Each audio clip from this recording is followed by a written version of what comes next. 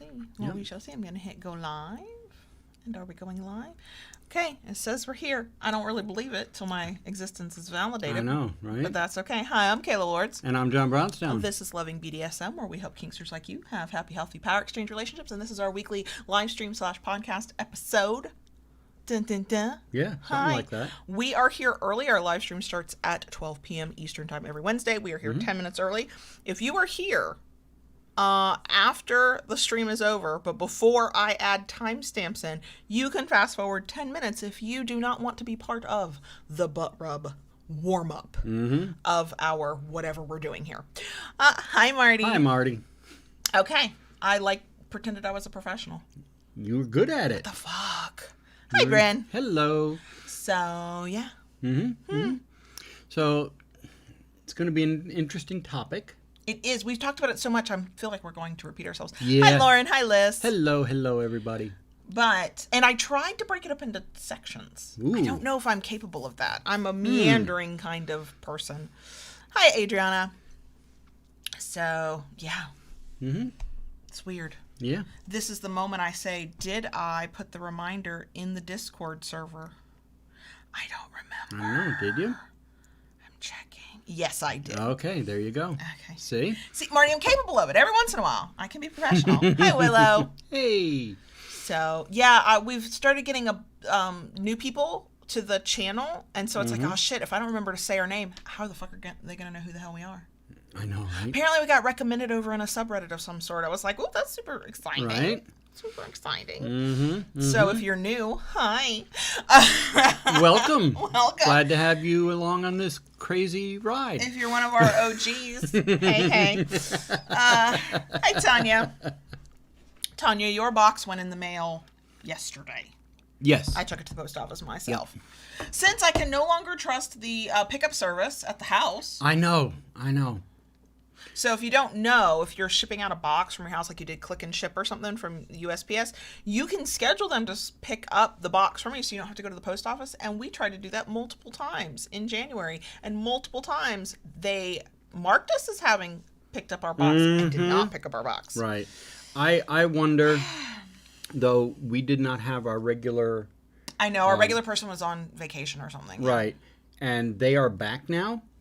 Yeah. So I know I'm going to wait till after Valentine's Day because it's for the holiday. And then I'll try it again. Because, I don't want anybody's Valentine's gift to be late. I mean, I kind of understand. I know any parcel delivery service right now. I know. And I try to be very understanding. Even after the holidays, I mean, they are just... I know even for us, we have been ordering much more online than we normally would, to avoid going out to stores as much as possible. So, I know they've just got to be...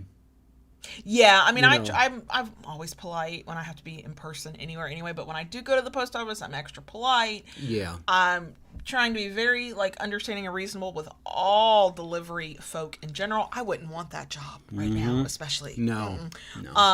But I also have to think of it from a business perspective of if a package is not going out on the day it's supposed to go out, that's not a good thing. No, it's not. No. So, if you are completely clueless of what packages are you sending out, we have a shop called The Kinkery, thekinkery.com. You'll hear more about that in the announcements. And so, yeah. So, hi, Sassy Vanessa. So what do you have for butt? Oh, I know what we can say for butt rub portion.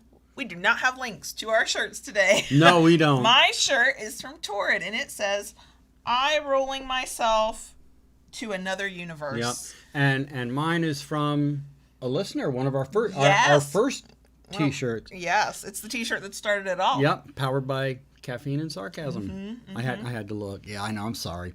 Yeah, it's okay. I don't know what my shirt says either. We're kind of known for our shirts, and I am not going to complain about this because we are experiencing a colder than normal day in Florida. But we do not have feet of snow like other parts of the country and the continent. Or below zero temperatures. For us, it is cold for us, Florida folk. While our houses are made to be air conditioned in the heat of summer. They're not. The heat is a very questionable thing here in these houses. And it depends on the room you're in. So True. The room where we record, it's our office, and it is the hottest room in summer because it's walls of windows. Yeah. And it's the coldest room in winter, Mm-hmm. which normally I don't mind. I don't mind it now. I'm very comfortable. But I put on socks. I'm wearing sweatpants. It's a 3/4 length sleeve shirt. I'm comfy. I'm cozy. I am Why too. we don't have long sleeve kink shirts, I still don't know. Yeah. So we should probably do that. I mean, that's why I say I'm not complaining whatsoever, because I know no matter how cold it is here, we are still probably the warm spot of the nation. Oh God, yeah. We're usually the bright red spot where the rest of the country's in the purple. Right. If you're looking right. at a weather do like, So, hi Michelle. See, somebody negative 33 wind chill. You can keep that. Nope. I'm not here for it. Nope. So it's a relative thing, but we figured we'd dress for warmth. Yeah, I kind of have gotten to a point where I really do prefer my shirt to say something. I'll let it speak for me when I am otherwise occupied. But short sleeves weren't cutting it today. Yeah. So yeah, I have now officially, because we had like 2 or 3 days where it got back up into like the high 70s, low 80s as our high. Mm-hmm. And that is the moment I realized that I had more comfy sweatpants and joggers and lounge pants than I do cooler shorts and things I can wear on a warmer day. And I was like, wait, I need it to stay winter because I have the clothes for that. I'm prepared for that season. Yeah, it was funny. She had to laugh at me yesterday. We took Lola out for her afternoon walk, and I was like, no, we gotta wait. I have to find my thermal shirt. And he put on gloves. Yes. It's Florida. The high is it's like 50 degrees. It's between 45 and 50 right now. Yeah. Hi, Christy. Hello. So if I have a pair of socks, if I can get my feet warm, the rest of me usually follows. If my feet get cold, done.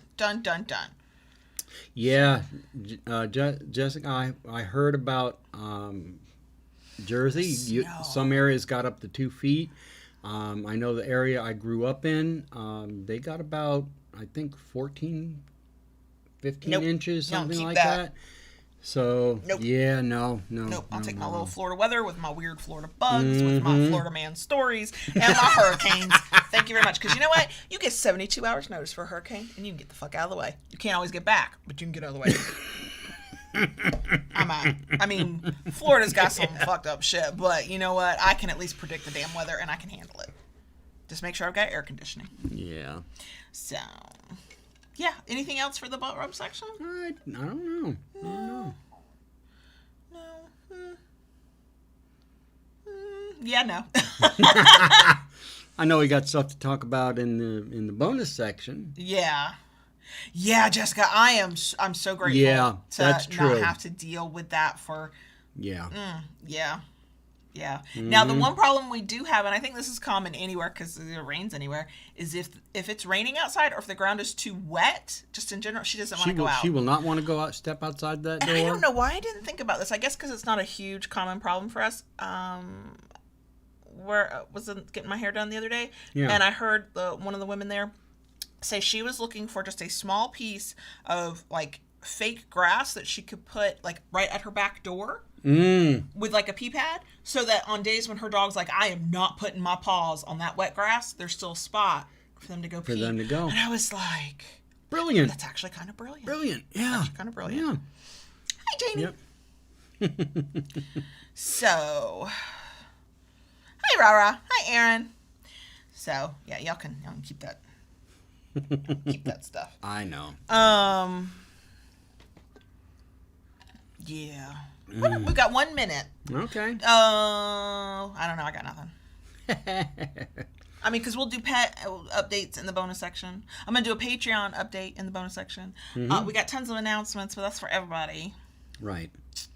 I got nothing. So we'll just run the clock out until it says noon. We're close. We're very, very close. Yeah. I'm not good with just sitting here staring at folks not saying anything, though. I don't know if y'all have ever noticed that. I am okay with silence. I can actually go an entire day and not really talk to anybody. I know. And happily do. Happily. But then in a situation like this, I'm like, I feel like everybody's staring at me. I mean, technically you are. It's a video. That's how these things work. Mm-hmm. Hey, Mr. Spock. Hey. So screw it. We're going to get started. Yeah, That's fine. Yeah, there we go. The clock just changed. Flipped. I couldn't stand it anymore. All right. Do your thing and then I have to push my button. The topic, if you can tell from the title, is something we have mentioned a cajillion times before, and that is the fact that there's a major difference in how people think about DS in terms of the fantasy of DS versus the reality. And yes, we'll get into how not thinking about the reality and only the fantasy, you are going to be disappointed. So that is the topic. Shirts do not have links today. Mine's from Torrid. Yours is from a listener from many years ago. Started the whole t-shirt thing. Thank you very much. No, we don't know where they got it from. Mostly because I can't remember anymore. Yeah. And if you enjoy this at any point while you're watching, we love a thumbs up. If you want more of it, we would love it if you would subscribe. If you subscribe, hit that notification bell so you get updates of our latest content. Look, we're house divided. I do not hit the notification bell on any fucking channel. I don't care how much I like it. So I'm okay if you don't, but it is easier if you just do what Daddy says. We're going to talk about Patreon in the bonus section, but I will do the obligatory if you want to get more content, more live streams, more audio, more, and access to a Discord server. You can join us on Patreon for as little as $2 a month. Patreon.com/KaylaLords. The link is always in the description box of every video because I am consistent. Okay, so you can click the magic buttons, and then we'll do my 85 million announcements. Okay, so before we get in the topic, I have 85 million announcements. I'm going to try and make these quick. We know I suck at this. So the first and most important, in my opinion, is that your shop, JB's shop, The Kinkery, thekinkery.com, having a sale, 15% off everything if you use the coupon code KinkyLove. Paddles, canes, evil sticks, butt plugs. Yeah. Hopefully today a very extremely insanely limited edition item will be dropping. The first people to get the information about that are our Kinkery newsletter subscribers. So you can go to thekinkery.com, subscribe to the newsletter, and know about it first before we put it on social media. I'll only put it on social media that doesn't sell out after it goes to the newsletter, folks. But yeah, Kinky Love is the coupon code. That sale runs through February 14th. Yeah, there you go. Done. I've already said it. If you're following us on social, you know I've said it. The next two I'm telling you because I don't want anybody to pay full price for sex toys if they don't have to. Hot Octopus is running a Valentine's Day sale. You can get up to 20% off all of their toys. It's up to because it's a tiered thing. You should look at their website if you're interested. Minimum, you will save 10%, but you can save up to 20. Links in the places, show notes. Folks, podcast listeners, it'll be in the show notes. YouTube watchers, it's in the description box. The same is true for Stockroom. Stockroom isn't just sex toys, it's also bondage gear, and a lot of bondage gear. We get almost all of our Electroplay stuff these days. Yes, from Stockroom. Yeah. So they've got a special up to 50% off select items sale going on. Again, link in the place. If you see something you want and it's not on sale, use our coupon code LOVINGBDSM, all one word, 15% off. Our coupon code does not work on sale items. Don't try and double dip. It won't work. Yeah. But I wanted to let people know because I don't think anybody should have to pay full price for shit. Full disclosure, yes, we are affiliates of both Hot Octopus and Stockroom. So if you click the link, make a purchase from our link, or use our coupon code, make a purchase, we will make a small commission. Yeah. That's just disclosure. But there are sales everywhere. Even if you're not partnered up right now, get you some kinky shit for you. It is okay. Yeah. I mean, my preference would be if you chop with a kinkery, but it's okay. Okay. Those are all my announcements. We're going to get into that topic. All right. So, I tried to break this down in the different types of fantasies that we can have about DS Power Exchange, kink in general. I want to start out with why we talk about this all the time. And then I want to know. I want us to mention of the fantasy we had in our head that we thought it was going to be like, and then how reality came crashing in. So the reason we mention this in almost every episode we do is because it's about expectation and expectation management.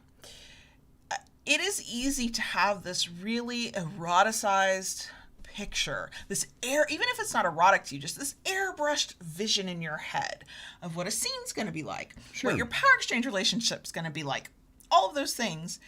And that's what we want. That's what we envision. Maybe we read some erotica. Maybe we watched some porn. Maybe we talked to somebody who we think has the, I quote, ideal relationship, and we paint a picture in our head of what that must be like. And Sure. then we add in, these are the things I want, and these are things I'd really like to experience.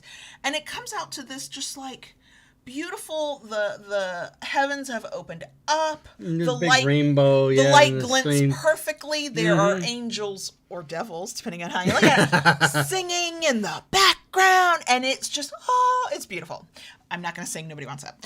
And then that vision hits reality, and it's nothing like that, and it's messy, and it's annoying, and you're upset with your dom, and you're like, but I'm not allowed to be. Come to a screeching halt. And what I find happens most often is instead of going, oh shit, I had an unrealistic expectation for what this was going to be like, what we think, many of us, is, oh, I'm clearly doing this wrong. I've done kink wrong because it doesn't look like this thing I imagine it to be in my head. So I feel like part of what we do here is go, hi, you know that unrealistic fantasy you have in your head? Shelve that, okay? Bring that out when you need some self-gratification and pleasure, okay? Let's talk about the reality. Our entire podcast is about, here's what it really can look like from two individuals' perspectives, but here's our reality. So I want to unpack that a little bit. And this, as always, is a massive topic. We are not touching everything that this topic could be today. None of us have time for that. So the first thing I want to do before we get into my 3 chunks that I kind of tried to break these down into Okay. is when you either first realized you were kinky or were about to maybe get into your first sort of serious power exchange, was there do you recall having a fantasy in your head that just did not match the reality that you experienced? And if so, what was it? Yes. Based on my fantasy of the reality. The fantasy of the reality. Yep. Yeah. When I always knew I was kinky from when I was young. But when I realized that there was people, other folks that lived this life, for me, it was a discovery of online. It was the bulletin boards, okay? It was images. And going by all that, I just expected that when you met a submissive, they just fall down at your feet and... Aww. I know. Precious, I know. precious thing. Summer child, right? I know. Yeah. Sweet summer child. And,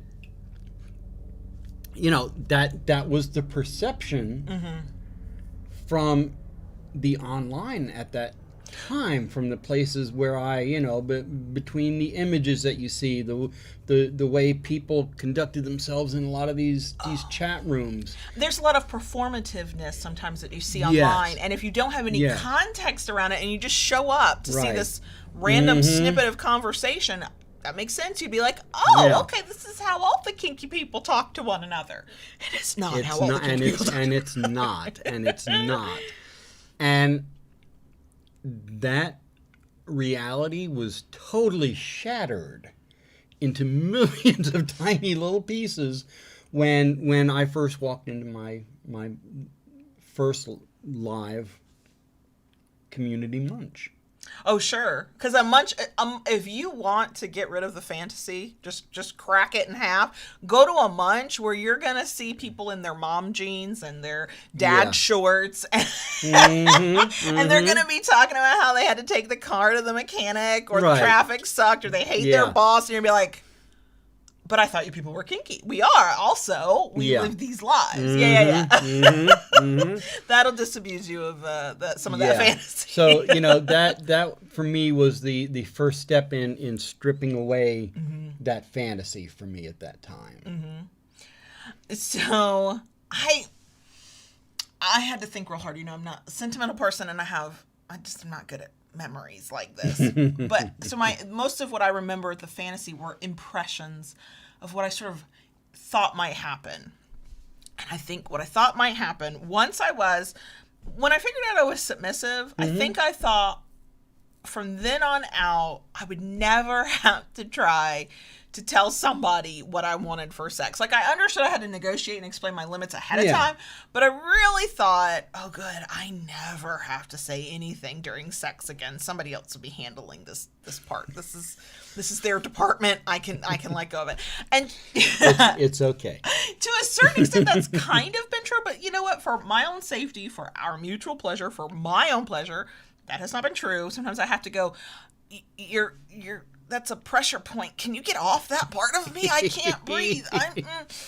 Oh no, a little to the left. Like, sometimes you have to. But the thing I think about in terms of power exchange, and it was, for me, the fantasy was, I understood that what I was experiencing online was much more fantasy than living together or being in the same city together would be. Yeah. Was that part, the power exchange side. I thought there'd be a lot more nudity on my part. I thought there'd be a lot more kneeling.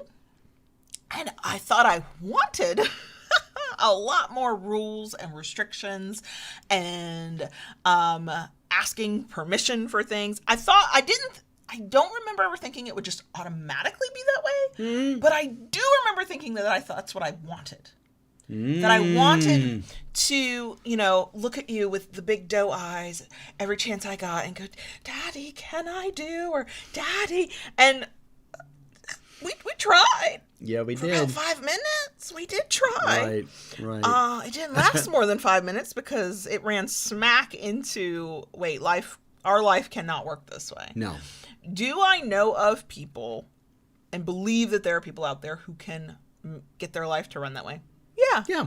I still will contend that no matter how structured your power exchange is, how fully encompassing it is, 24/7, whatever, that vanilla life is going to creep in, because it is. But I know that the fantasy I had in my head can be somebody else's reality. Yeah. But that's the thing. My fantasy is personal to me. It's the idealized version of what I thought, not just what I wanted, but how I thought it could be done given the life we have. Yeah. Well, I mean, it's funny because a lot of people say that, but 24/7, so you think of, 24/7, constantly naked for 24 hours, 7 days a week. Lots of submissive kneeling positions. I had that in my head. I was going to be doing a lot of different positions. Yeah. No, I don't. Lots of floggers and spankings and so much more kinky fuckery. I thought there'd be so much more fuckery. Constantly, kinky fuckery.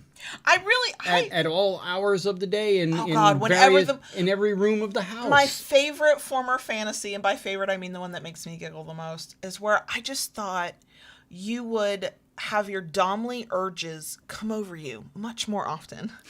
And that at any given moment, I might be pinned up against something, bent over something, awoken in the middle of the night for something, which that last one does happen more often than any of the others. And here's what we've learned, where the fantasy comes crashing in.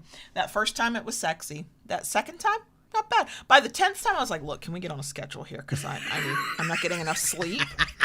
I don't know. Do we need I need you a tapping signal? I need you to, we need to talk about this first.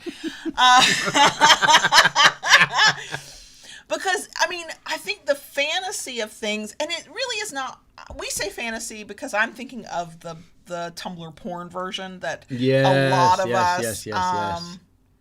can kind of get in our head, or whatever your site preference is, where you come across these images or these stories or whatever. But there's also, it's just an idealized way of looking at it. There's idealized versions of everything. Why do I always forget that expression that says no plan survives confrontation with the enemy or whatever? Like, you can make a plan all day long, but then it has to go out there into the real world and function. And it is really easy to make the quote perfect plan on paper, and then it's just not going to happen. So we have talked about this before in a few past episodes about how I think this is starting our first section here. Let's talk about the sexy fantasy versus reality. We have broken these down into 3 sections. Yep. The sexy fantasy versus reality. On a big macro level, that was a lot more nudity, a lot more kneeling, a lot more fuckery. Right. On the micro level, we've talked about this before, where part of our negotiation is I am sexually available to you at all times, and that I consent to that. Right. And I am and I do. Except the reality is it has to be more nuanced than that. Yeah. So yes, we had the plan and still have the plan that whenever you're like, yeah, baby, I want it, you can have it. But then we had to put parameters around that. Part of that was you put them there without me having to really say anything, because you are a good human being and was like, you know who I don't want to fuck right now? A person who's got snot dripping out of her nose. That's not sexy to me. Right. Right. But I also had to say, okay, there are times I can't do this. Did we go to sleep at 2 a.m.? Do not come knocking at 4 a.m. This is not going to go well. Right. I also had to put the limit in place of, if it is an hour before the alarm, I'm going to need you to hold off. Can we get to where it's closer to the alarm going off? I could use that sleep. I'm thrown off for the whole day. Yeah. Or what was the other one I did? Can you just do that on Saturdays? Because I could sleep in on a Saturday. Please don't do that in the middle of the week. Well, the other thing from my perspective, yes, we have that agreement that she is available to me, but as her daddy, as her dominant, I have to look at her overwhelming well-being. Mm-hmm. Okay? I mean, we went through a period where she had neck problems. Severe neck problems. She was in a lot of pain. And I'm not going to demand certain things of you. I appreciate that about you. Right. That's why you're allowed to demand other things. Because I know you're going to go, no, the woman crying over there in the corner in pain, maybe now's not the time to demand my stuff. What I'm going to do is do everything I can, make sure she's following doctor's orders, and doing the best to take care of her to get her past that so we can. You use your Dom voice more in the, did you take your medication? Right. Are you laying down? Have you gotten that special pillow yet?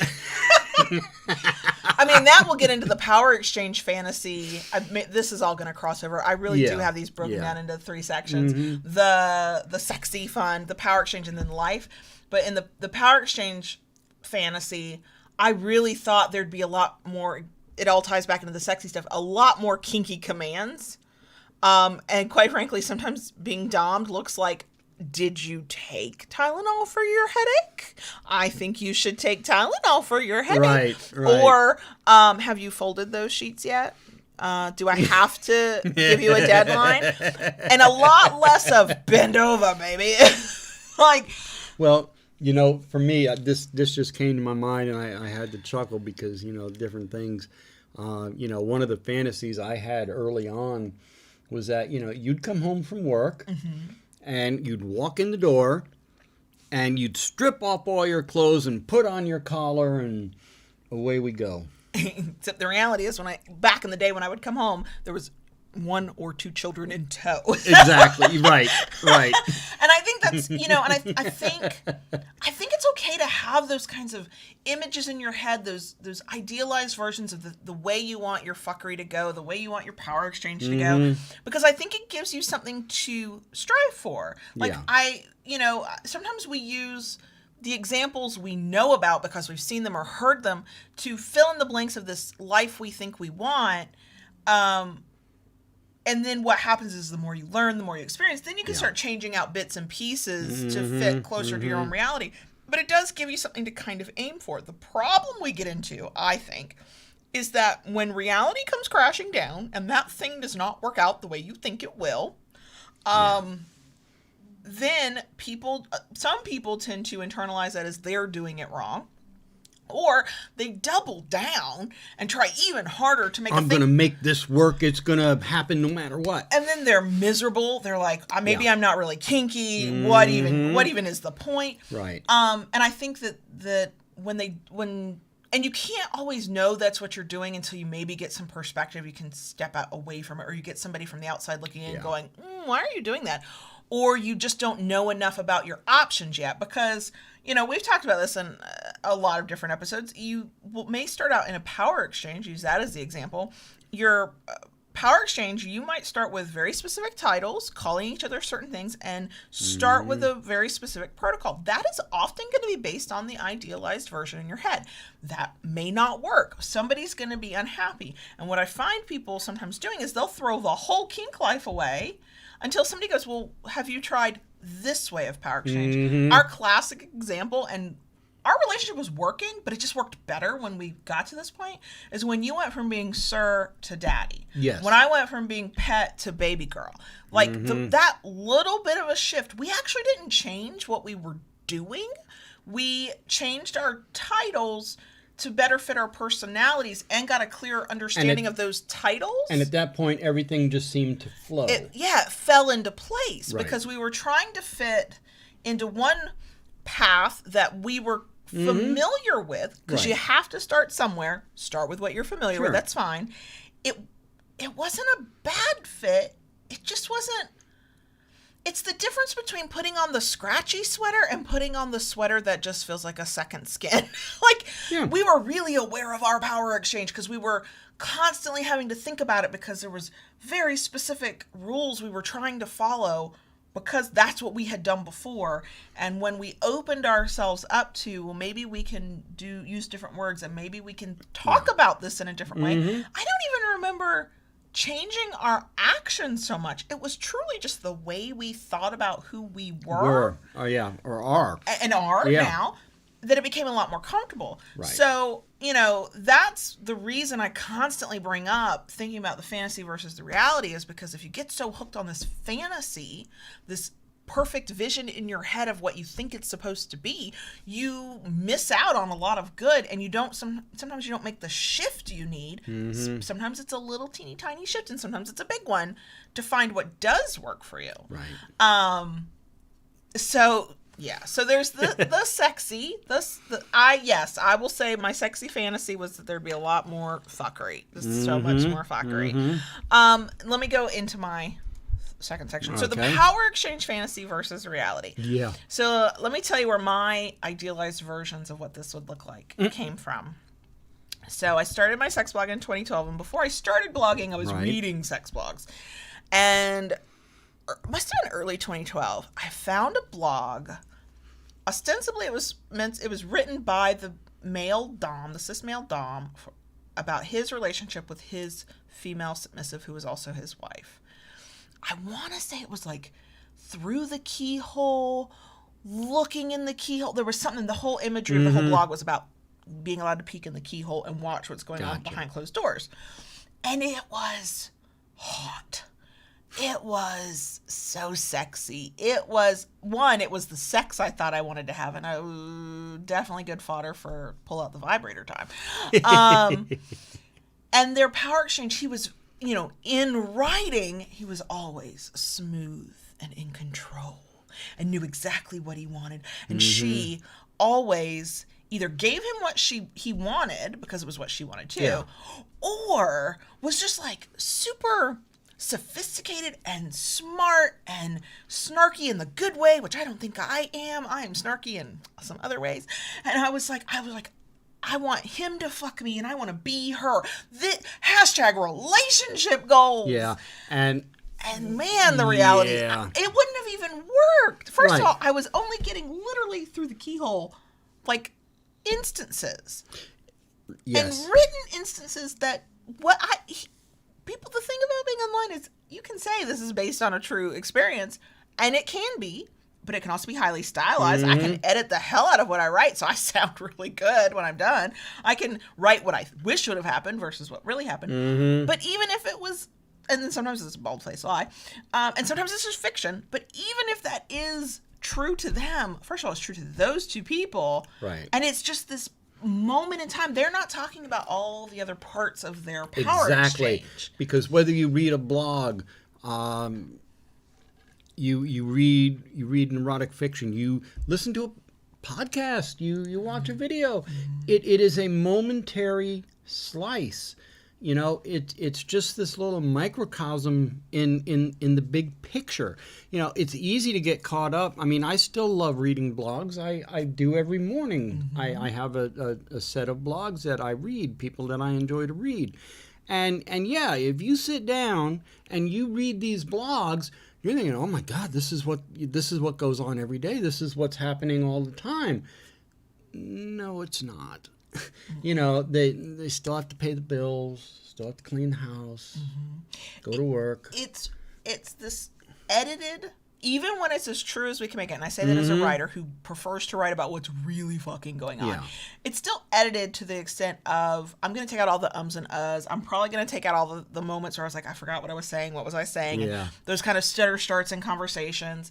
But it's an edited version of a single moment out of a single day in life. And let's say you're only blogging once a week, or the blog you're reading is only sharing 500 words one time a week about something that happened in their life. That is the space of what, 30 minutes? Yeah. How many minutes in a day, in a week, in a month, in a year, in a life, right? It can never give you the full picture. And so we did an entire episode ages ago on please, don't make anybody your hashtag relationship goals. In that sense of, you see how they interact and you want exactly what you see. I think you can aspire and look at people and go, you know, I want that kind of easiness. I want to, you know, be whatever. I like to be able to laugh and, you know, right. And, relax. And I caution people against hashtag relationship goals because I did that. I did that with that very first blog. And in my mind, that's what, not just what power exchange looked like, even though I want to believe I knew there were other ways to do it. But it was also what I wanted my power exchange to be. I wanted these, you know, dim lit, sultry moments behind a locked door. And I still want those. But sometimes I also just want to go the fuck to bed and get some sleep. Right? And sometimes I want to binge watch something on Netflix. And sometimes I just want to like have a conversation with you where there might be some sexy talk, sure, but really we're talking about other things. So these are blips in time that you might get to see from somebody else. And if you make the mistake that I know I did and say, that is the sum total of what that power exchange must be, and I want that, you miss out on, to me, what ends up being the most interesting part, which is how we relate to one another as people, how we move through this relationship together and life together, especially if you're the type of relationship where you are partnered and paired, and maybe you're married, maybe you're not, you're trying to build something together, and you are, you know, you're spending a lot of time together. That has been the thing I couldn't have predicted. Yeah. And that has been the most eye-opening and horizon-broadening experience, which is, who am I, not just as a submissive, not just as your submissive, but who am I in this relationship with you at this moment in time? Right. Because even now, we've talked about like trying to get back to our DS of old, and part of the reason it never quite works out is because the DS of old, the fuckery of old, yes please, if our bodies will let us do it, yes please, the DS of old was for who we were at that time. Yeah. I mean, oh gosh, now I lost my train of thought. I had this whole thing. Okay, here it is. So, you know, part of the thing is, our reality is that you don't come home, you don't strip at the door, you don't put a collar on, okay? Yet that can and is somebody's reality. Sure. Okay? You know, it could very well work for somebody. Our reality is that we have two boys. Two cats and a dog. Two cats and a dog now. And life gets crazy. Yeah. You know, that's the other thing too. It was easier when the boys were little. It was easier when we were long distance, dare I say. Yeah. Because everything had to be fantasy. Right. Yeah. Wow, that was a revelation. Sorry, Alan. Mind expanded right there. So, and there may come a day when these boys are grown and on their own. The rumor is. The rumor mill. Eventually, supposedly, they leave. That you may come home and strip at the door. Might walk around naked. Hell with clothes. And, I mean, just in general. Yeah. But, and I don't think there's anything wrong with fantasizing about what life might be like at a different point in time, or what your ideal situation is in your kink life, or a kink you want to try, or your power exchange, or just what life looks like as a kinky person. That can be a really good exercise. When we did the video on Tongue Tied for Kinky Book Club, out now on YouTube, there's a section where she says if you're trying to figure out what you want in life as in relationships for sex, for kink, think about what the ideal version looks like in 5 to 10 years, the ultimate perfect version. And I think that's a great exercise for a lot of things in life, because then once you know what you really, really want, you can have something you can start working towards. The thing that I think gets most people stuck is that we forget that idealized version is the airbrushed version. It still has to survive confrontation with reality, and real life will slip in. So there are things I can fantasize about in our ideal power exchange in a few years when life looks different than it does now. But what I can't do, what I've learned that I cannot do, is get so focused on every single one of those details, and it has to be exactly the way I picture it in my head, that I'm dissatisfied with anything less than that. That goes back to the expectations, which we talked about prior to. But I think what it really comes down to, and we can attest to this through our own through the course of our own relationship, is that the line of fantasy and reality do shift depending on where you're at in aspects of your life. Okay, it is a fluid thing. Somebody mentioned about when is a fantasy best left a fantasy and not brought into reality. I mean, that's something too. And I that's not an easy answer. No. I think it comes down to your comfort level. I think it comes down to safety and risk, because in terms of kink, there are a lot of kinky fantasies that should probably stay in the porn you watch, the erotica you read, and whatever you need to think about while you're having a good sexy time alone or with somebody else. I mean, because there's a reason that dirty talk and role play is a thing. It's a way to kind of test out our fantasies without immersing ourselves in a potentially a dangerous situation or a situation we're not prepared for. And on the kink side, that's a lot more common than on the power exchange side.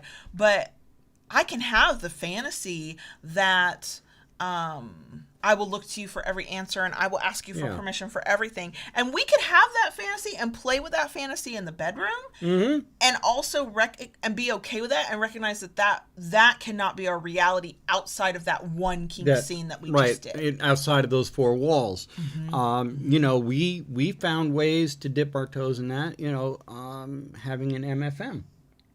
Yes. Okay. A threesome, yes. Yeah. We found a way to kind of play with that without a third person. Dildos are your friends. If you to kind of see what what it felt like, what it was. It felt great. Yeah. Can there not be a pandemic? Can I right? not be chronically socially anxious? Just saying, wouldn't mind if that became reality. Yeah, I mean, in that aspect, but then again, at that point, that was really good, and maybe taking that next step to bringing it to reality, it's not something you're ever really going to know unless you try. Right. I think you can kind of do a risk assessment on things. Yeah. I have some some people wouldn't call them dark fantasies, but I have some dark fantasies that are questionable. Okay. I have read some sexy stories on some corners of the internet that I wouldn't want my mama knowing about. And she knows who I am here on the interweb.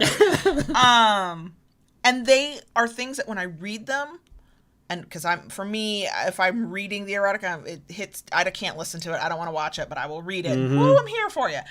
I want to read it, and I'm hot and fucking bothered. But my rational side goes, that's not going to work in real life for you. Yeah.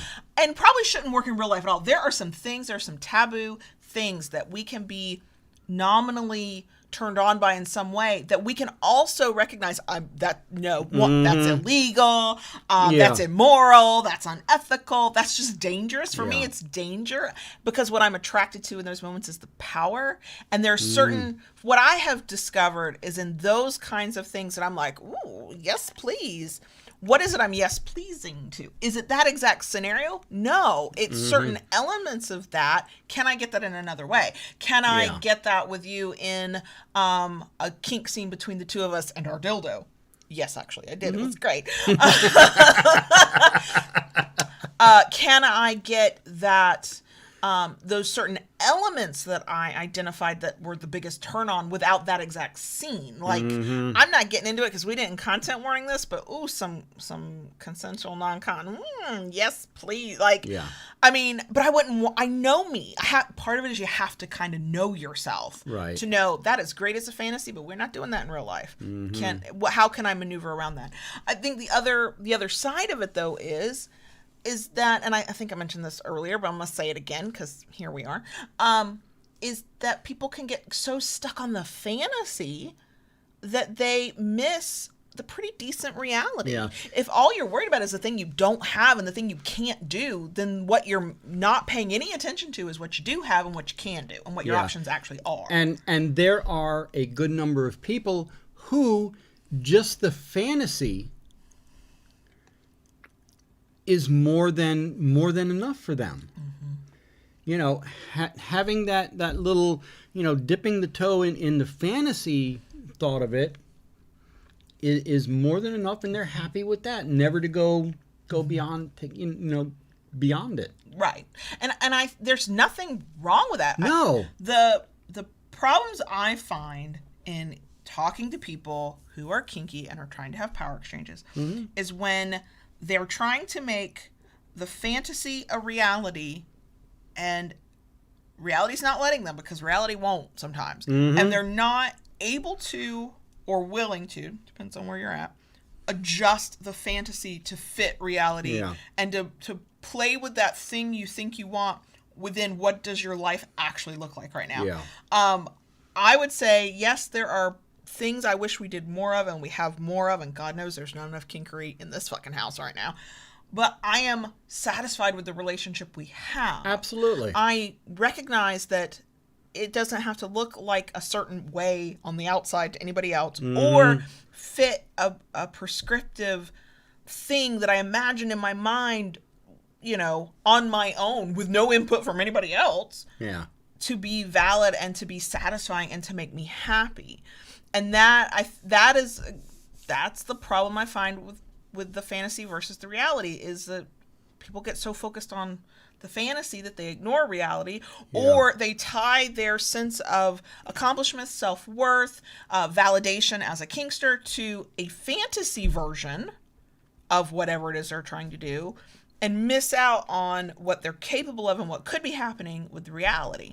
And quite frankly, there are things about fantasy that sound great, and not only can I not have them in the same way, like all the kneeling, all the nudity, I don't actually want that all the time. The fantasy side of me says, oh yes, be naked all the time, but part of that is because, this is me personally, your results may vary, I'm thinking about something I don't have and can't experience all the time. So there's a newness, there's a variety, there's words I can't think of because it's one of those days. And what I know about life is if wanting what you can't have a little, once you get it and you got it every single day, it stops being special. It stops being unique. It stops being like sexy and kinky. It's just part of your everyday reality, and now it's mundane. So it's very easy to really want that fantasy and say, this is what I want my life to look like every day. But you can, in some ways, diminish the power of that by getting it every day. Yeah. It's better, says the impatient baby girl who wants what she wants when she wants it, to have little tastes of it, right? To have little tastes of that fantasy, or to hold that fantasy in your head and use it for sexy good time fodder for other things, or to let yourself imagine what things would be like and get turned on by that without actually experiencing it. You know, here's a little bit of food for thought. I used to love reading BDSM erotica. Mm-hmm. I used to read a lot more of it than I do currently. I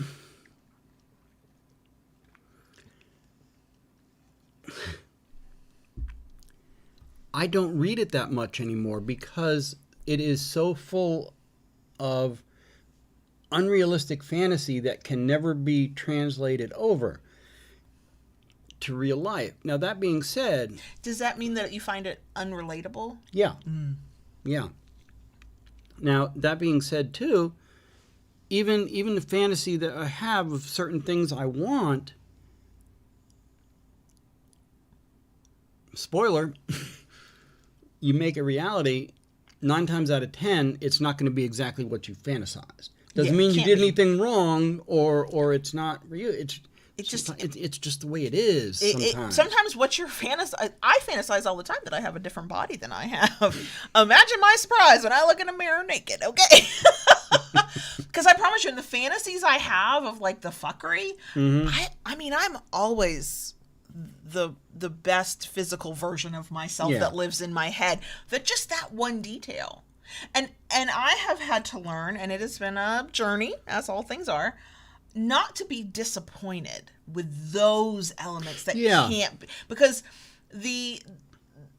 I'm not lesser than, the moment is not lesser than because certain elements of the fantasy can't translate into real life. Our imaginations are rich places where entire worlds can be created that don't have to follow the laws of physics. Yeah. They just don't. And so anything you can imagine in your head gets to live there, and you get to go visit it whenever you'd like. True. Trying to make it a reality is always the hardest part, because then you're going to come up against things you don't have control over that you do in your mind. So my body just doesn't move the way in reality as it does in my mind, you know? Yeah.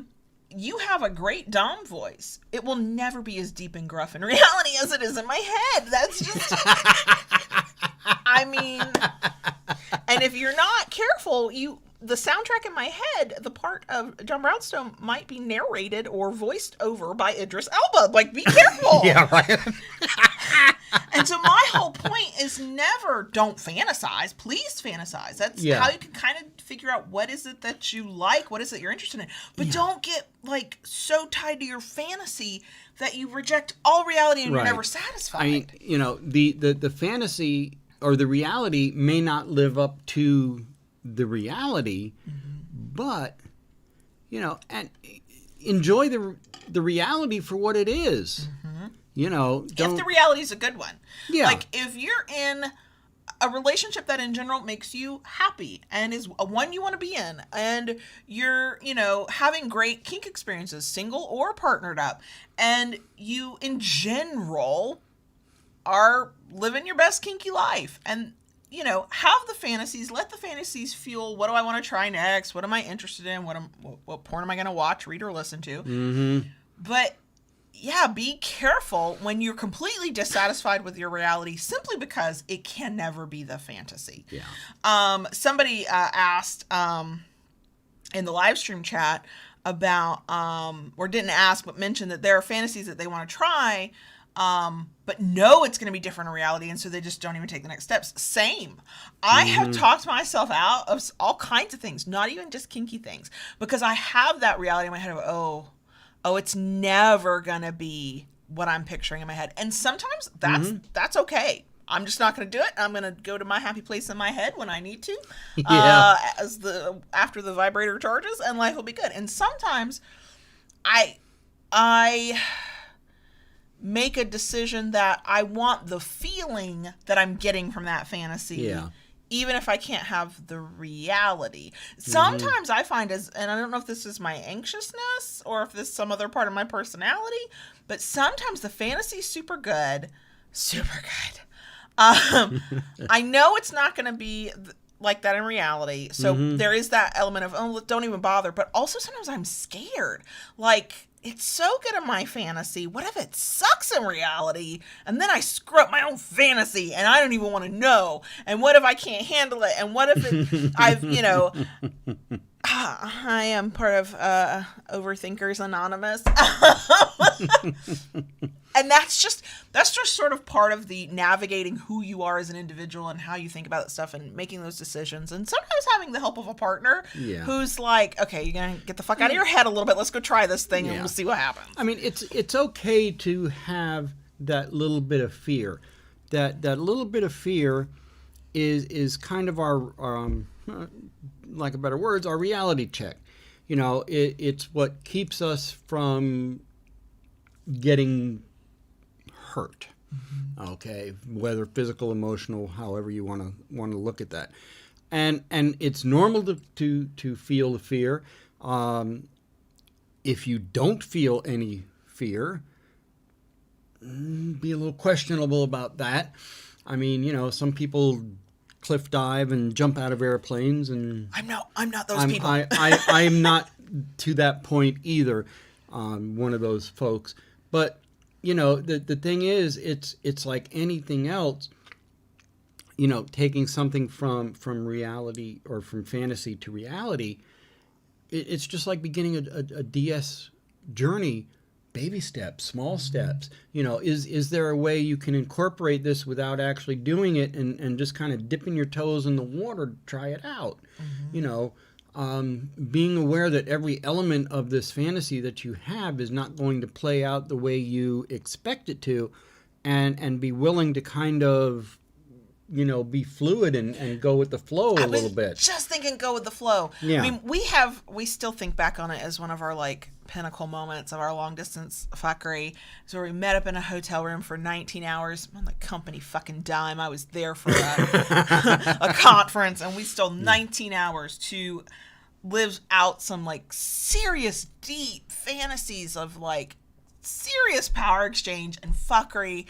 And we managed to make a lot of that fantasy reality. And I can already hear people who are listening or watching going, well, I have these fantasies and I've lived them out. And yes, you can.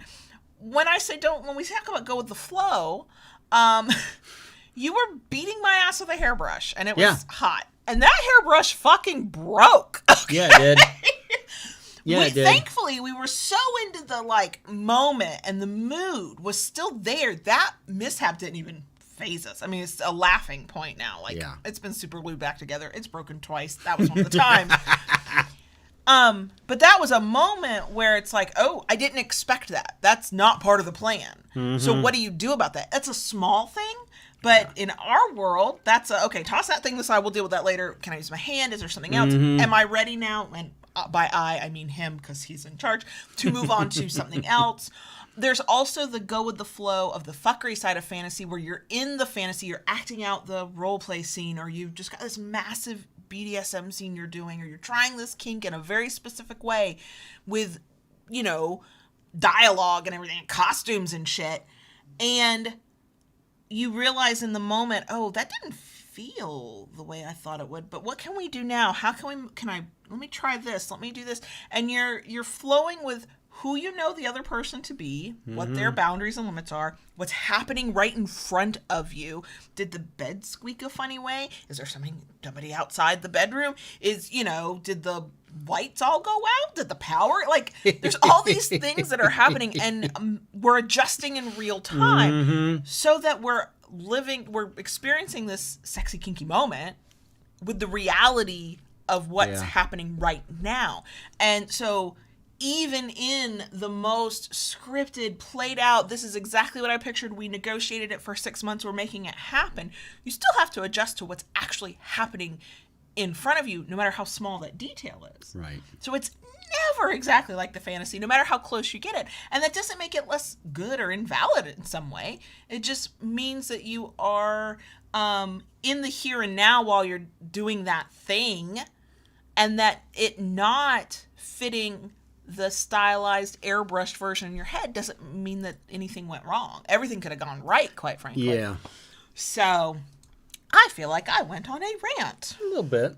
This is a massive topic. It is. Fantasies It are a is. huge part of kink power exchange. It's how most of us get started, by fantasizing before we get to go Sure. do anything about it. I just want people to be careful how closely tied they are to their fantasy, that they like reject a perfectly good reality. Yeah. Or that they get themselves into potential spots of risk and danger because they're trying to make a fantasy happen and not dealing with the reality in front of them. there's two minds of this, okay?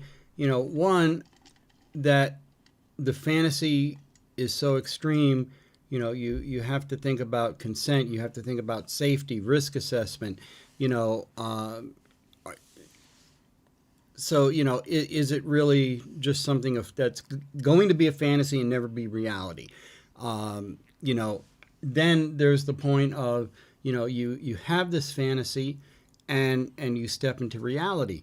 I mean, speaking for myself, there was a time, like I said, I knew I was kinky early on. All right. Yeah, I kind of thought there was something wrong with me. I didn't understand. And, you know, and yet I built up this big fantasy of what DS and power exchange and you know, is really all about. Now, if I never took that step to find the reality of it, I probably wouldn't be sitting here today. Right. You know, and my reality of what my fantasy was in the beginning has shifted, you know, but yet here I am. You know, if I never took that early fantasy that I had of this lifestyle and took the step towards a reality, you know. And then we're willing to adjust to the reality in front of you. Yeah.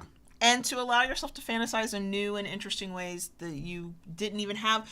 If you don't know it exists, you don't know what you don't know. You can't fantasize about what you don't even have a clue about. Yeah.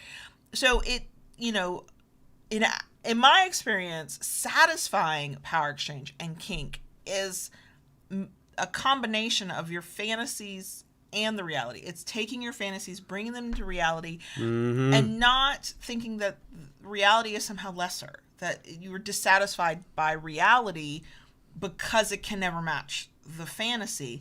It is the going with the flow. It's adjusting. It's taking what is good, that is the mundane, you know, I fantasize about the fuckery. I live the mundane. I need to pay the bills. We need to go pick up kids from school. We've got to go buy groceries. How can my idealized version of power exchange between the two of us fit into that? I don't make my reality fit the fantasy. I make the fantasy, the thing I really want that lives in my head, fit my reality. Yes. And I'm try to stay grounded enough that while I might be disappointed momentarily when a fantasy can't quite play out the way I would like it to, I'm not crushed by it. I don't feel defeated by it. I don't feel like a failure by it. I go, okay, that didn't work. What else can we try? Yeah. Part of that for me is in realizing and remembering and knowing that the world of kink is massive. And for every one activity you can think of, there are infinite ways to do it and accomplish it and experience it in a way that might be satisfying to somebody. So just because a thing didn't work or fit the way I envisioned it with my limited knowledge in my head does not mean that's it, it's done.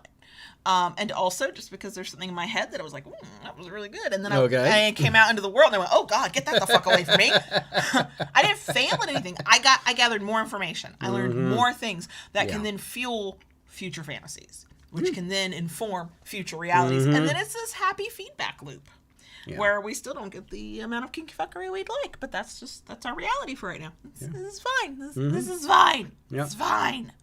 It's fine. Okay. I think that's it. Yeah. We will have a bonus section. Lots to talk about in the bonus section.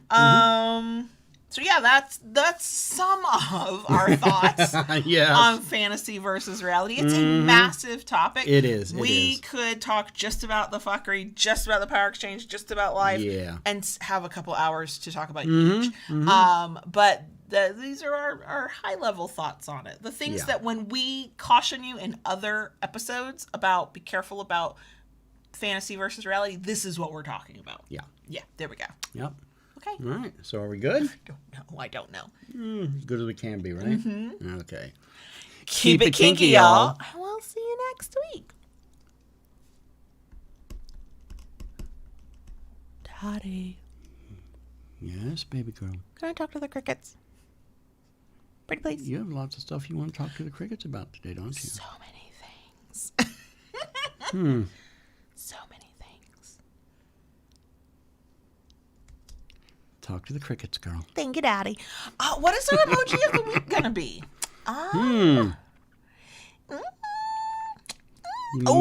You mean you hadn't thought about this? No, I did not think about this. The emoji that comes to mind is the one where it's the mind blown, like kind of emoji. I hope somebody knows what I'm talking about. Somehow, if for video watchers, I don't know how this hand motion is going to help anybody. But if my memory of that emoji is it's like a little, like an explosion over the top of the head, and they're like, and I always do that sound effect in my head when I see that emoji. I don't know why. That's our emoji of the week. So I did want to give a wrap up to our big Patreon membership drive that we talked about all January. It's over now. Massive success. Thank you to everybody who stayed with us and or joined us. We do have some of the best crickets in that kinky community because we had a couple people who, for different reasons, couldn't stay. Their budgets didn't allow for it, and we totally understand it. And they reached out and apologized. I'm like, don't apologize. Please do what you have to do. Take care of yourself first. If you ever want to in the future, come back and join us. Right. But we are that much closer to our next big goal. We were almost there right at the end of the month, and then some things happened, and we're less there. For those, especially podcast listeners, the goal is when we hit 200 patrons, we will commit to a second weekly podcast episode, a short one, each week. Not an hour and a half long one every week. No. You only get one of those a week, okay? That's it. So that went really well, and I'll be sending out stickers and stuff this month. I have to deal with the printer. That's been a journey. What else? A Lola, Onyx, and Ella update. Lola is wonderful and the best good girl ever. She has become a car rider. Yeah. You take her in the car all the time. She's become my car partner. She takes rides with me. If I have some short little trips to do and I don't have to get out of the car, she will come in the car with me now. And she is a wonderful traveling companion. She sits there in the front seat. She just very alert. She takes in the scenery, watches what's going on. When she gets bored, she curls up and lays in the seat for a little bit, rests, and then she gets up and just kind of checks things out again. I did find out she's very, very interested in 18-wheelers. We had two of them pull up alongside of us the other day when we were in the car, and she was just looking like... They're huge. How can you not? If she ever does that arm motion of the honk their horn, then you know that something amazing has happened. Yeah. So, she's become my car partner. She now thinks that when you walk to the door, she needs to come with, though. She's going to be going with you now. That's fun. Yes. It was so funny. I took her to go get coffee the other day. We went to Dunkin'. And she has gotten to the point, because a few times she's been to the vet, she's got the puppuccinos. So, part of me... Starbucks.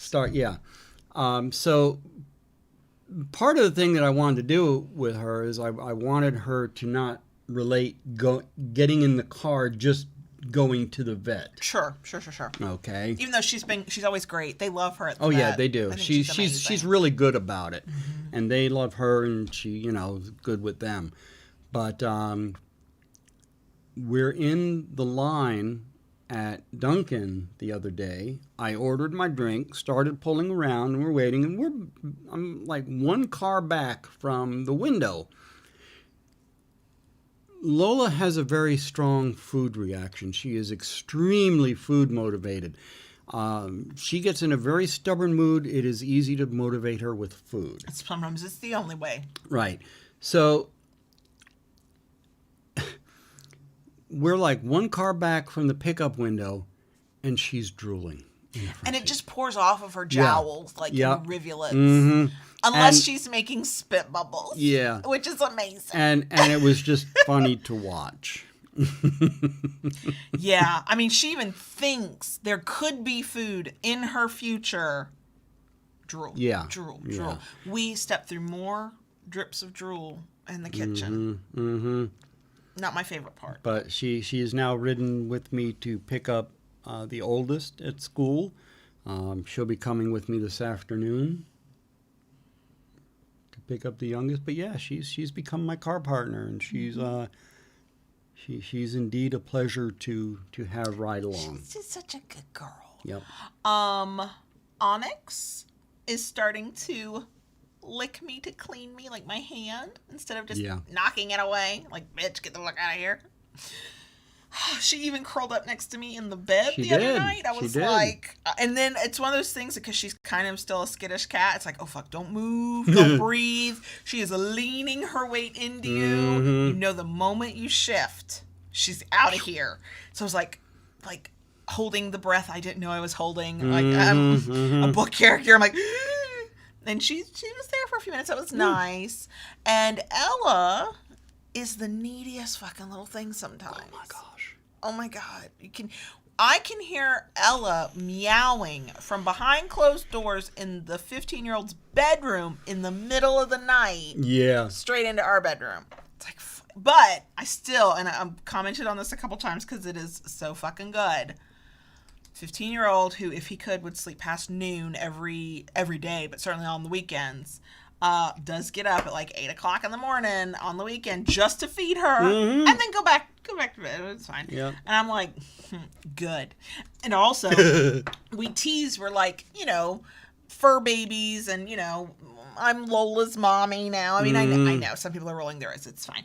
So we do tease the 15-year-old that this is the only acceptable child he's allowed to have for several years. But he'll say something like, oh my God, she gets in my face and she wakes me up, but she's so cute I can't stay mad at her. And I'm like, yeah. Yeah, we know. Relatable. Right. Relatable. I've experienced that for at least 15 years of my life. And he just looks at me.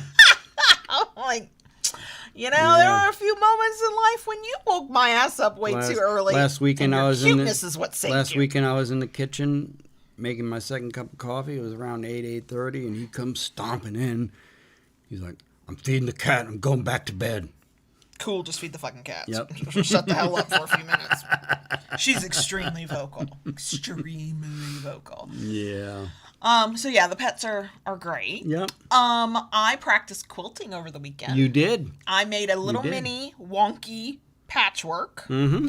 I think it's just my practice thing for whatever, but I got to play with my sewing machine and it was great. Mm-hmm. And I played with fabric and it was great. And then Monday, my massive quilt supply order arrived. I still have to organize it. It's just been too busy for me to do that since Monday. Yeah. So I'm living my best grandma life, even though I'm not a grandma. And you don't have to be a grandma to be into crafts, but like that's just the joke. And what else? Oh, we watched WandaVision. Yes, the first 4 episodes. Yeah. I'm hooked. It's good. No spoilers though. Yeah, I'll be honest. I kind of put off watching it because I was afraid it wasn't going to be good. I know. I didn't want to be disappointed. Yeah, I didn't want to be disappointed. Also, I feel very spoiled. I want to watch a whole fucking season or show when it comes out. I don't want to what's this waiting for a week for a new episode to drop? Last night I told her, I said, look, I want to watch, I'd like to sit and watch some TV with you. I have still been watching Stargate. I'm on midway on season 6 now, and I join you, like I'll be stitching or something. You join me, on the peripheral with it. And I was like, I want to watch, but I don't want to watch that. I need a break a little bit from that. And we watched Soul. On Disney Plus. It was so good. And that's how we ended up jumping into WandaVision afterwards. Mm-hmm. And yeah, I was kind of trepidatious because I was afraid of, it not being so good. And we were both, by the end, we were just like, totally entranced. I know in every episode that's out, there's only 4 right now. Yeah. We're like, okay, here's what I think happened. Okay, no, maybe it's this. And then by the time we got to the end of the episode 3 and into episode 4, I was like, oh, finally, okay, we got some serious action going. Yeah. Tashi was talking about liking it and saying the whole magic show portion of one of the episodes, laughing. It was so good. So this is not a spoiler. If you've watched even the trailer, you'll get this. Part of the premise is that Wanda and Vision are in a sitcom and it keeps shifting decades, right? I understood that something weird was happening and something supernatural was happening and that these were not real sitcoms. And yet, I was laughing at them like I had been laughing at the Dick Van Dyke Show. Yes. Like I would laughed at whatever show. Bewitched and Brady Bunch, I think the other one. Yeah. I mean, that was like what those moments, even though there's a disconnect with reality, air quotes, with Marvel Universe, I was still laughing at those moments like they were actual sitcoms. And I was okay, now I feel like we're in like 8th dimension reality. Like, what the fuck is going on here? It was so good. Yeah. So now I'm like ready for the next episodes to come out, please and thank you. This is why I prefer to just wait until a whole thing is out and then just watch the whole fucking thing. But yeah, it was super good. Yeah. I'm hooked on WandaVision. I am. I need to excuse myself a moment. Okay. I'll be right back. Okay, just leave me here by myself to talk to folks. Whatever. I could talk to myself in an empty car going down the road, right. So it's fine. Talk about the puzzle we did. Oh my god, we did a puzzle this week. So I bought JB a coffee puzzle for Christmas, December 2019. We moved it from the rental to this new house. Still never put it together. Bought a puzzle. Part of it was it's a little bit like where we have to put puzzles together. You are either committed to finishing them the moment you start, or you need to get something. And we didn't know because we haven't done puzzles in literal years. The puzzle mats are a thing. So we got a puzzle mat from Amazon. And we were like, oh, let's do this puzzle. It's a 500-piece puzzle. It's all these little drawings of different coffees with like written descriptions underneath each coffee as to what it is. And it shows like technically the components of each coffee. So like it has a frappuccino and it'll show you that, okay, the ice goes in, the milk, the this, that. And it's really cute. And an imperfect picture of it is on my Instagram at Kayla Lords Reads. Once we get it Mod Podged and framed, I'll probably take another picture. Anyway, so it's 500 pieces, and we're like, okay, this is a good one, and we've got the mat, so if when we're done, we'll just roll it up and store it, and we'll do it later. We had to establish dominance over this puzzle. We knew something was up with us or the puzzle, we weren't sure. When we did the standard, do the edges around the puzzle first, and I'm working on my side, and JB's on this side working on his side, and we get to the top, and we're putting pieces together, and literally one side of the edge of the puzzle is longer than the other side, and it looks like we're missing a piece or two. And we're like, how? So we go through all the pieces and not finding the edge piece, and we're looking on the floor, and we're not finding the edge piece, and I'm having the thought of, oh my god, this puzzle was like old when I got it, because I got it like on clearance or something. And now it's defective. It's missing a piece. What are we going to do? Come to find out, some of the pieces fit imperfectly, but so close that if you're not, it's not like right up in your face, you won't see that it's not completely locking together. So we got frustrated with the edge and like skipped the rules and started on the inside. And then it became this weird challenge. And 3.5 hours later, we finished the puzzle and figured out the edge mystery. We were not missing a piece. We had put a couple pieces in the wrong place, but we had to wait till we got the guts of it done to figure that out.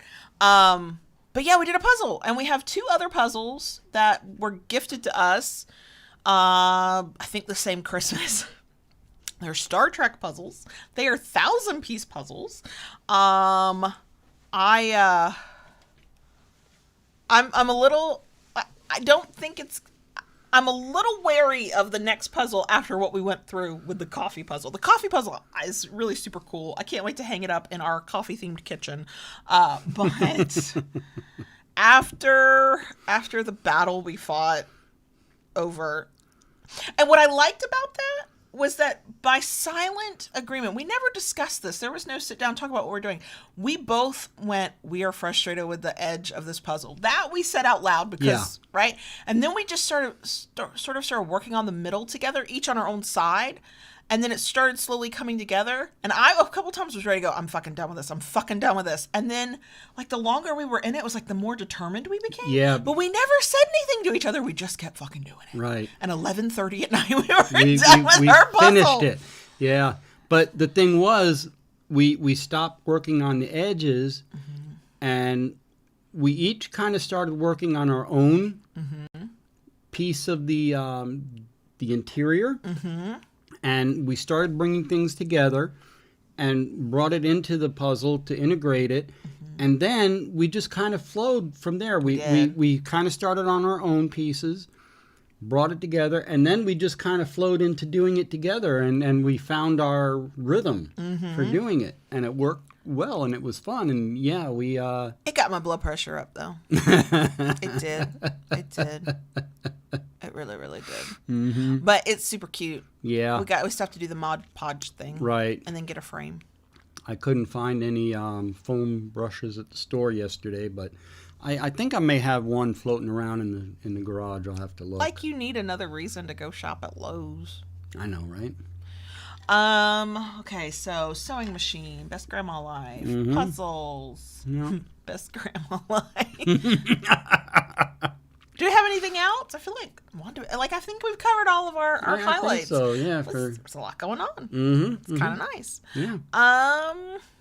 Yeah. So, you know what? The moment we stopped streaming, I'll go, oh, there was a thing I wanted to say. Yeah. It's fine. And let's see, what have I got going on? I think, was it last weekend? I did a Zoom workshop on electroplay. Oh yeah, that's right, you did. Yeah, which was really, really good. I enjoyed that. Yeah, that was pretty cool. This month I have a online Zoom rope workshop that I'll be attending, and that's actually really cool because it is an ongoing thing, kind of like the rope workshop I used to attend at Phoenix. I really missed that. I know. I really loved going to that. And this I came across from a rope group on FetLife. And this is going to be an ongoing series every month. So it's like, yay! So I'm going to be attending that. Cool. I'm gonna be reading books. Yeah. Learn how to quilt, cross stitching. I've finished I've finished the book for this month's book club. I know I haven't even started it yet, and you finished it already. Yeah. And I even give you a partial assessment of it. I know. I was like, why am I listening to this? I'm gonna be prejudging this book before I read it. So, oops. But I did it in a way without even giving you any spoilers, didn't I? You did. It was a spoiler-free assessment. Yeah, I appreciate that. No spoilers, sweetie. All right. So, yeah, that's us for this week. I think that's plenty. That's more than plenty. Yeah. Thank y'all for being here. Yeah, thanks for joining us. Always a pleasure to see you all here with us. Yeah, hope you'll be back next week. I'll learn how to speak. It's good to at the end of the recording to stop knowing how to speak properly. So we're gonna go. Yeah, and no, Marty, we haven't watched Bonding. I kind of am not that interested. I'm curious about it, but we Okay. need to do it at a time when, you know, it's, Maybe we'll do a review of it. yeah. I don't know. We'll see. We'll see. We'll see. We'll Yeah. see. Anyway, we're gonna go now. And we will be back next week. Mm-hmm. Okay. Okay. Bye. Bye.